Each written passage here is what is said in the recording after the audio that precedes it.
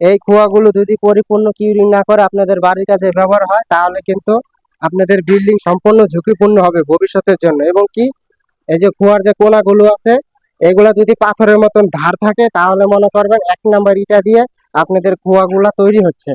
আর 2 number কুয়া হলে কিন্তু এই যে কোনাগুলো বসকান্নে বসকান্নে থাকবে, ঠিক আছে, হেতরে খেতরে থাকবে এই কোনাগুলো কুয়ার। এই কুয়াগুলো খুবই চমৎকার 1 নাম্বার ইটের কুয়া।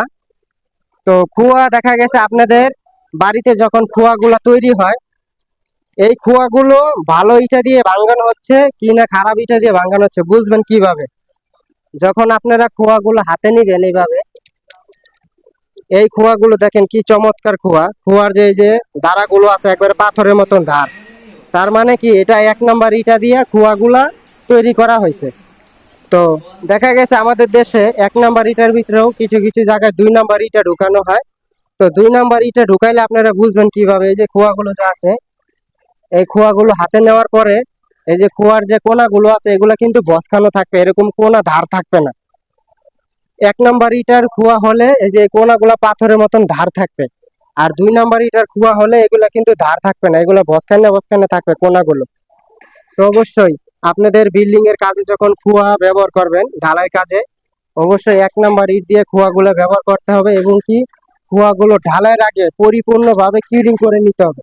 এখানে ভরপুর কিউরিং করা হয়েছে, কুয়াগুলো কিউরিং করে তারপরে কাজে ব্যবহার করা হইতেছে। এই কুয়াগুলো যদি পরিপূর্ণ কিউরিং না করে আপনাদের বাড়ির কাজে ব্যবহার হয়, তাহলে কিন্তু আপনাদের বিল্ডিং সম্পূর্ণ ঝুঁকিপূর্ণ হবে ভবিষ্যতের জন্য। এবং কি, এই যে কুয়ার যে কোনাগুলো আছে, এগুলা যদি পাথরের মতন ধার থাকে, তাহলে মনে করবেন 1 নাম্বার ইটা দিয়ে আপনাদের কুয়াগুলা তৈরি হচ্ছে। আর 2 নাম্বার কুয়া হলে কিন্তু এই যে কোনাগুলো বসকানে বসকানে থাকবে, ঠিক আছে, হেতরে খেতরে থাকবে এই কোনাগুলো কুয়ার। তো অবশ্যই ছাদ ঢালাই হোক কলম ঢালাই হোক, কুয়াগুলো পরিপূর্ণ কিউরিং করে তারপরে আপনাদের কুয়াগুলো বাড়ির কাজে ব্যবহার করতে হবে। আর না হলে কিন্তু আপনাদের বাড়ি সম্পূর্ণ দুর্বল তৈরি হবে। এখানে কি সুন্দর কিউরিং করে তারপরে কুয়াগুলো কাজে ব্যবহার করা হচ্ছে।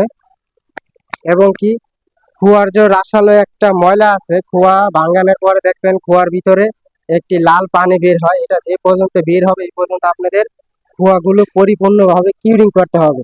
সঠিক নিয়মে কিউরিং করে আপনাদের বিল্ডিং এর কাজে ব্যবহার করতে হবে।